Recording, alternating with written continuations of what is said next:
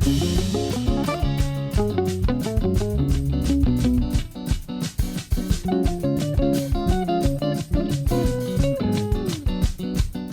que là, j'ai été bien chanceuse de participer justement à ce cachet-là, justement, parce que même si dans notre secteur, il n'y a pas de juifs, c'est le fun parce que j'ai beaucoup de...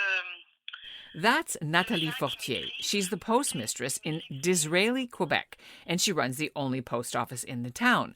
Population 2,700. It's near Sherbrooke. And as you might have guessed, the place was named for Benjamin Disraeli, a British prime minister who was born Jewish, faced antisemitism, and supported a homeland for Jews in Israel.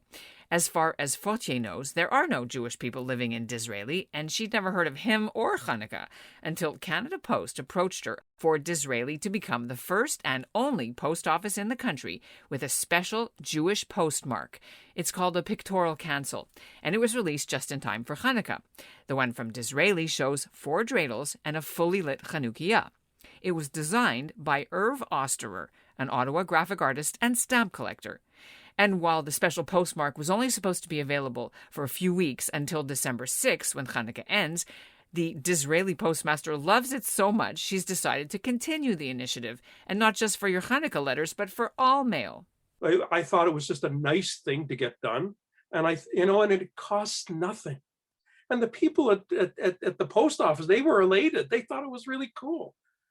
Despite, I think, how many Jews could there possibly be in Disraeli, Quebec? But it's, that's good too.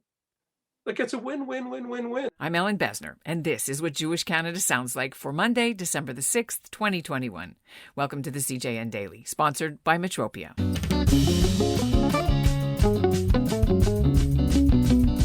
This is such a heartwarming story, and it started 3 years ago when Irv Osterer sent in a request to Canada Post to get a Jewish special postmark approved. While Canada Post has about 50 of these now in different parts of the country, there's never been a Jewish postmark permanently at a specific post office in Canada.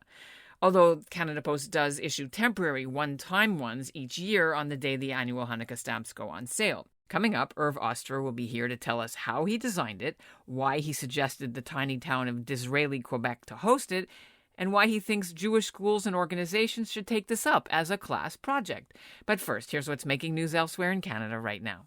I'm Michael Toledano on unceded Cassia territory in Smithers, BC, and this is what Jewish Canada sounds like. 4 Jewish members of the new Trudeau government have been named as parliamentary secretaries. Parliamentary secretaries stand in for the ministers in the House of Commons during question period. They liaise with the opposition, and they shepherd legislation through Parliament, and they get an extra $16,000 a year on top of their MP salaries. First-timer Yara Sachs of York Centre will work with Karina Gould, who's of Jewish descent, and she's the new Minister of Families, Children and Social Development. Anthony Housefather from the Mount Royal riding moves from the Ministry of Labour to Ministry of Public Services and Procurement.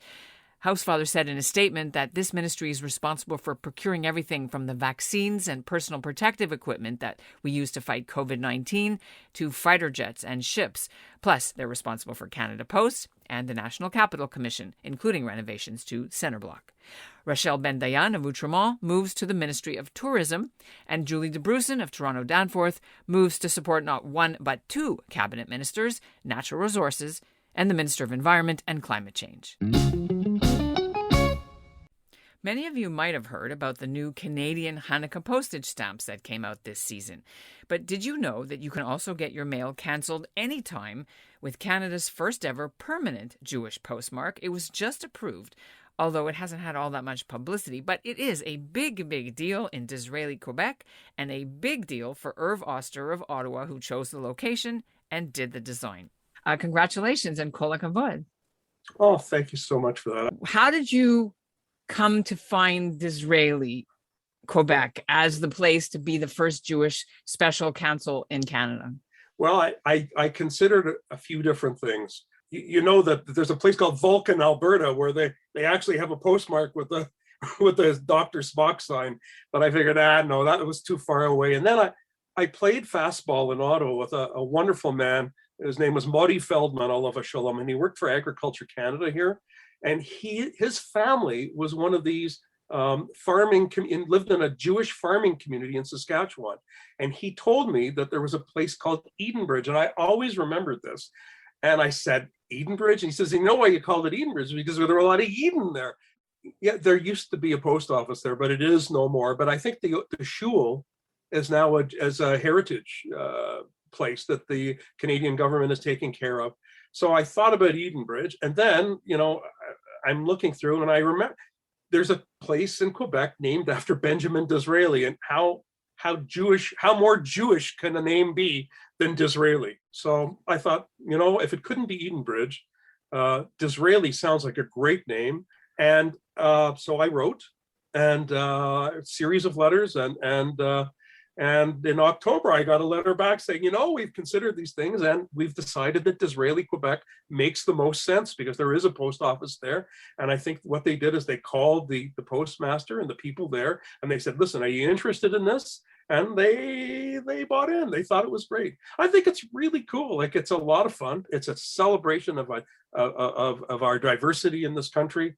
And after it was all said in, and I said, is there any chance that you would let me do it, if you would let me design it? And because I told them I'm a graduate of the Ontario College of Art, I have a graphic design background, and I'm not going to cause you any kuduchas doing it. I'm going to do it so that you can use it and you're not going to have any troubles with it.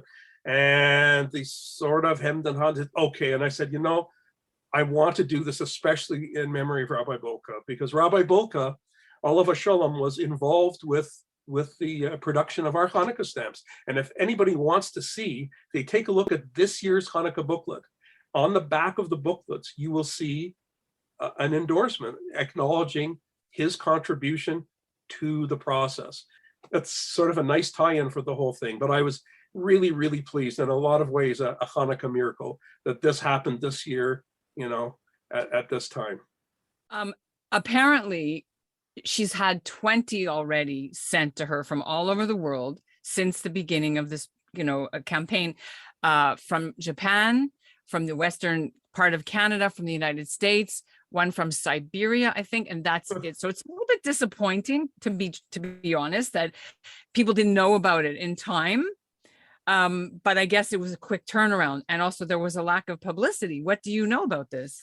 Well, I think these things take time with Canada Post, and to their credit, they certainly tried to do the best they can. I also think that this year Hanukkah came really early, and I think that maybe that may have factored into it as well. But now that the postmark is there, it can be an annual thing, and people will discover. There are societies in the United States that are just devoted to postmark collecting. The American Philatelic Society has, I think, 35,000 members, and they will be promoting it as well. They put these things in their magazines. I think collectors talk to collectors. I have an article going into the Society of Israeli Philatelists Journal, but again, that isn't going to be published until, certainly the second week of December. Right. She's going to do it at least until the new year, and maybe more, maybe permanently. And she'll have the two. She'll have the local stamp, like the so cool. Israeli one, and the other one. And she loves it so much that she's going to make it permanent. And she does everything by hand. I guess you can describe how this works. It's not like a machine where it's just like da, da, da, da, da. She literally does an old-fashioned hand stamp and then hand. Well, so it doesn't smear your beautiful design. I think the post office employees, I think a lot of the post office employees also get a kick out of this. Like, they see the trouble people put into it, and they respect that as well. So I think that's cool. And and they also see a little bit of Hanukkah now too. Did they pay you for this? No, I'm good. It's in Rabbi Bulka's memory. I'm good. If everybody will think about doing an act of kindness in his memory, that's all the remuneration I would need. We are so proud to share this story, and hopefully they'll get swamped with mail now. And, be careful what you ask for, right? Because she says she gets 200 to 300 letters a day, just regular mail, in that tiny little post office. Like these things with Diwali and Eid and Hanukkah, if you do these things right, you can have all the schools involved with this. It's nothing. You get the school kids to decorate envelopes or to make cards, and you send them all to Disraeli, Quebec, and have them sent to the mishpacha. And that is what Jewish Canada sounds like for this episode of the CJN Daily, sponsored by Metropia. Integrity, community, quality, and customer care. Today's listener shoutout goes to Rose Simon-Schwartz of Montreal. She wrote in to comment on a recent episode where we reported on the Hanukkah event put on by Jewish MPs on Parliament Hill. And her feedback was that we should have also played a clip of the leader of the Bloc Québécois because he spoke in French, and I didn't play it because I thought people might not understand what he was saying. But she said many listeners can understand French. So thank you for your comments, and as you can hear, we have put in French audio in this episode. So keep on listening, and we love all the feedback. And we'll end the episode with a little more of our telephone interview with Nathalie Fortier, the postmaster of Disraeli, Quebec. Here she is, telling me why her Catholic town really likes the whole Hanukkah project, and she thinks the design of both the postmark and the actual Hanukkah stamps are beautiful with the lit candles. Les gens sont contents, oui. Oui, les gens sont contents, puis le timbre est super beau, là, avec les chandelles, là. Fait que l'oblitération est faite sur le même style, fait que les gens aiment bien ça, oui.